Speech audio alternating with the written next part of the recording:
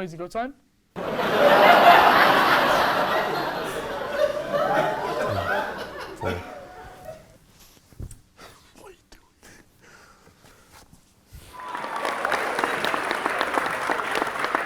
you.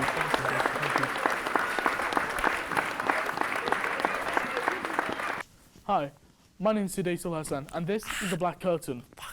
On said show, I'll be discussing modern media, ranging from films to modern culture. I'll be joined by a guest today on the show. He goes by many names: The Dickhead, Harry Potter, or the dude from Must House. Please welcome Nathan Reedman. Hi, thank you for having me. Nice to be here. Please take a seat. Thank you.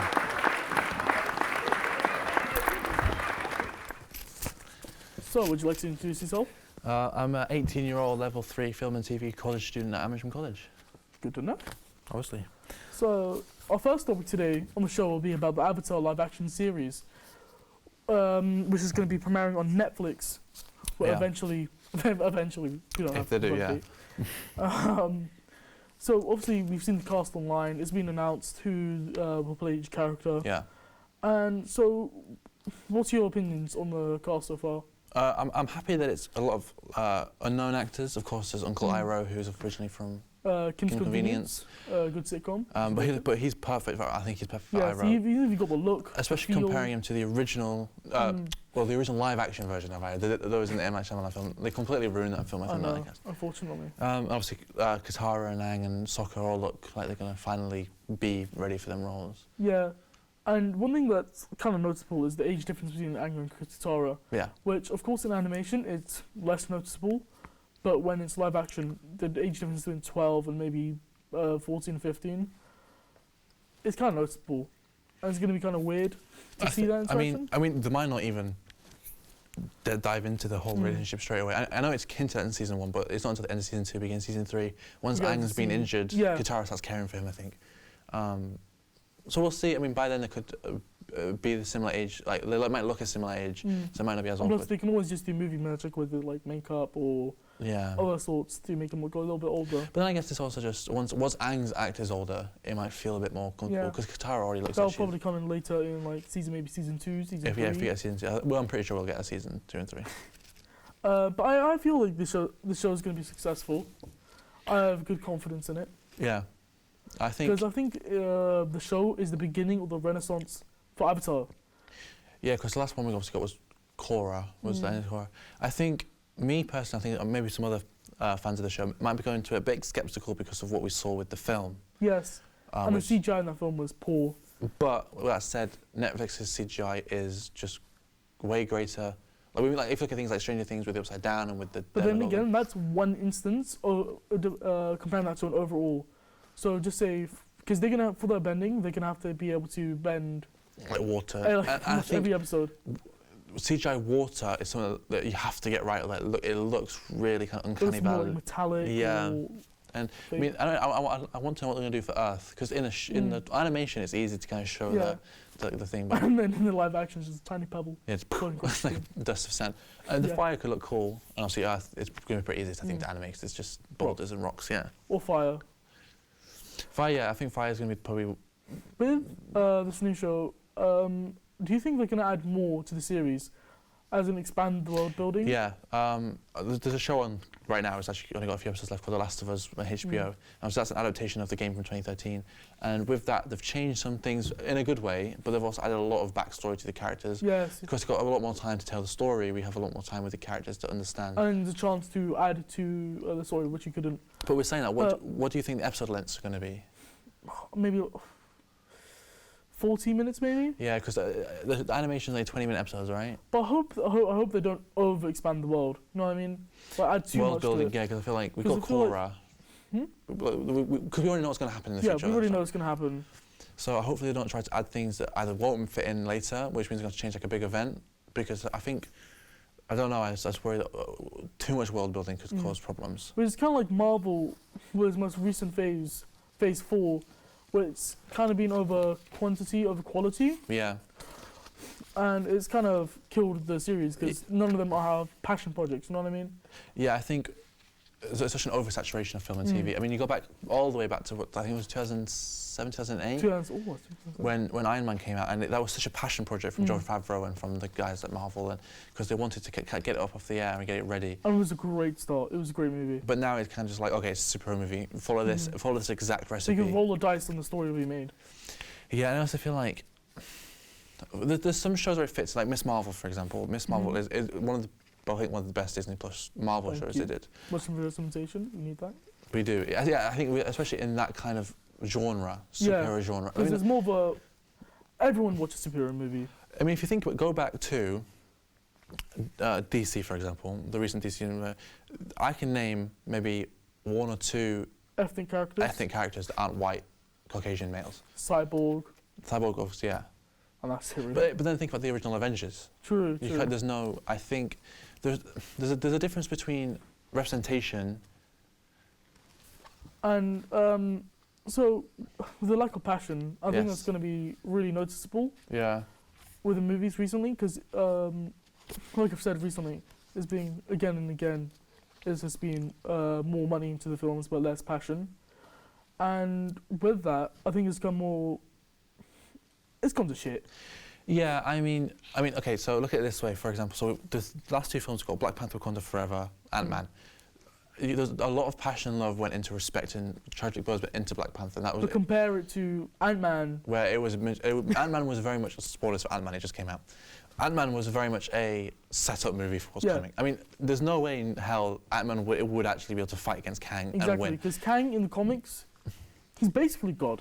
Yeah, he is. And how do they defeat him? I mean, even Loki's struggling to. Exactly. So, but yeah, like I was saying, so with Black Panther, because it's so passionate, it was such an elevated, amazing really film. Good movie. When it comes to Ant-Man, and because the passion is there, but it's there for the future.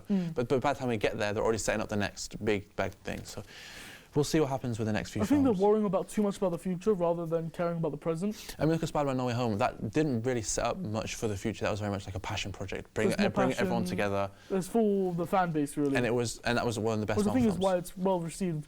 Because it cares more about the audience than the critics. Yeah.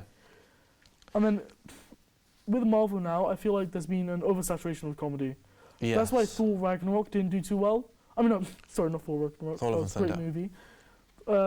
Thor Love and Thunder didn't do too well because they had a great villain, a great cast with 2 Thors in this movie. Yes. But they kind of ruined it with oversaturation of comedy. I mean, Jane Foster's story is such kind of a deep story that kind of goes, it spanned over so many comics, and it kind of just made her cancer story a massive joke. I know. And she dies in the end. Of course, it's a serious topic, so I think the producers would need to take it serious. I mean, a lot of people at Marvel said it is Taika Waititi's fault that it was such comedy. Because the thing with Taika Waititi is in comedy is that he's a natural comedian. But so when he does his own project, like Jojo Rabbit, he puts it in there. And if it fits, but with something like Thor, it's just because Thor's been through so much recently with Endgame and losing his brother. And I like, with the end of Endgame, one thing I didn't like about it was Thor. Because he had built upon his story arc so well, he was going more mature, more aware of himself in the world. And how much power he actually has. And then now, Endgame is just crushed down, and then from there, still this egotistical maniac from the first movie. Do you think Marvel, an end is in sight for Marvel? If they don't save it now with any new projects, then yes, I do think. Because I think with Secret Wars they have a chance to reboot a lot of it, which generally leads me to like, do you think they got rid of a lot of the best characters early on? Because with Endgame, of course, if you don't know this by now, Tony Stark dies. If you don't know by now, maybe. Which is of course a big character in the MCU because before Spider-Man, most of the villains are produced through Iron Man. You know what I mean? Got Mysterio. Which I'm not a huge fan of. Spider-Man's more of a. He's always been an independent kind of character, Spider-Man. And with going back to the comedy part. Yeah. With oversaturation comedy, we're in No Way Home. Yeah. I like the comedy. I liked it, but I feel it was too much. In No Way Home, really? Yeah. I think they hit the sad, like the downbeats quite correct with Aunt May's death. Yeah. And then I think the comedy between the 3 Peters was quite good as well. I mean, that's just expected. Maybe Doctor Strange shouldn't have been as comedic as he was. I feel like Doctor Strange is quite good being as serious kind of. He's more of a serious. And when he cracks a joke, it's supposed to be like sarcastic. Yeah, so when he does it all the time, it just kind of... I think it's kind of see where you're coming from there. I mean, I'm a big fan of Spider-Man No Home because I love the 3 Spider-Man. Talking about comedy, Yeah. I think comedies now become more of you're walking on glass right when you're making good jokes now. Yeah, definitely. I think there's a difference between, when it comes to comedy, but the difference between respecting someone and then... It's not funny. Yeah. Because it's gone too PG. Yeah, and then just because someone believes in something doesn't mean everyone else believes in it. Just because it offends you personally. I think that's more of Ricky Gervais's morals about comedy. Well, yeah, he said just because you say it's offensive doesn't mean everyone else finds it offensive. Exactly. If people found his jokes so offensive they wouldn't come up to his shows. I mean, he sells at Wembley Stadium. He sells at massive stadiums, of course, because he's funny. And it's just like, just because you personally don't find it funny doesn't mean everyone else doesn't find it funny. And it's privilege to think you shouldn't be offended. Don't push your opinion out people's throats. Yeah. Like, we respect your beliefs and your choices, but if in return, respect ours. So who's your favourite comedian? Alive, Russell Howard. Probably deceased, probably Robin Williams. Robin Williams, in my opinion, is one of the greatest comedians of all time. See, it's all mine alive. So for me, it's Russell Howard, Gabriel Iglesias, and Gus Kahn. Yeah. Love them 3. Gus Kahn, my favourite. If you're watching this, hire me. I'm a big fan of Mo Gilligan as well. Do you know who that is? Nah, sorry. He's on Netflix, he's quite good.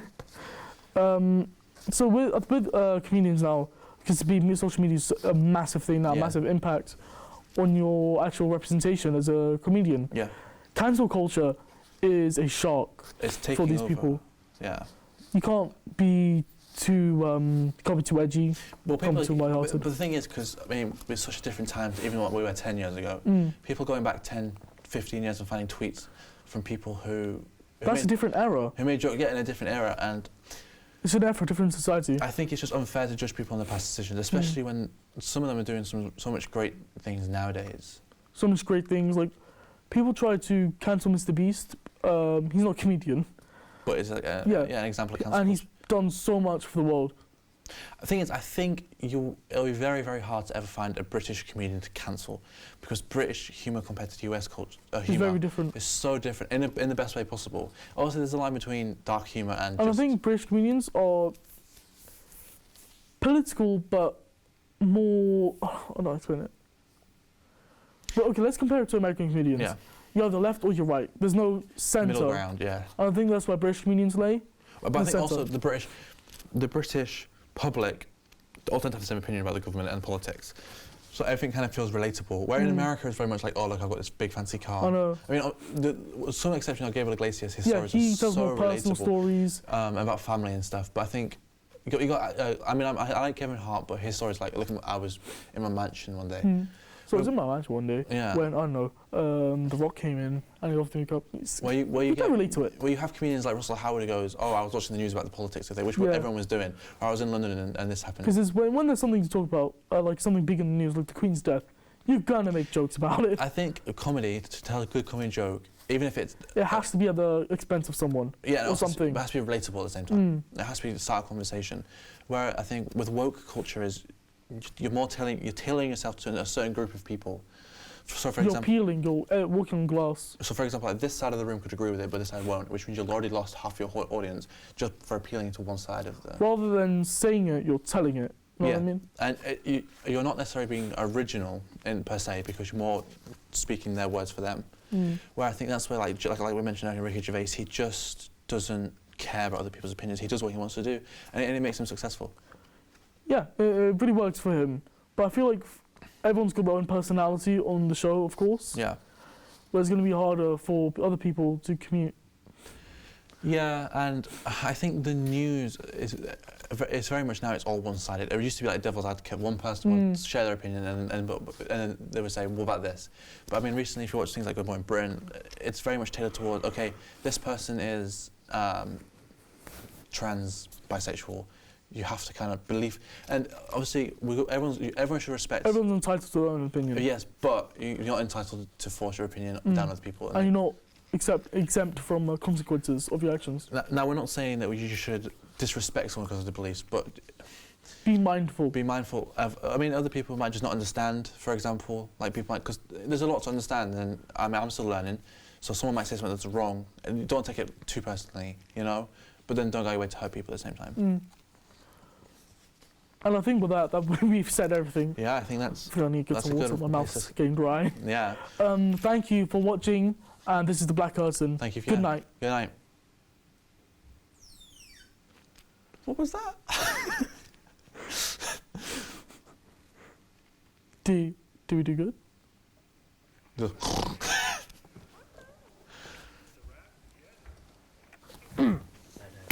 Yeah.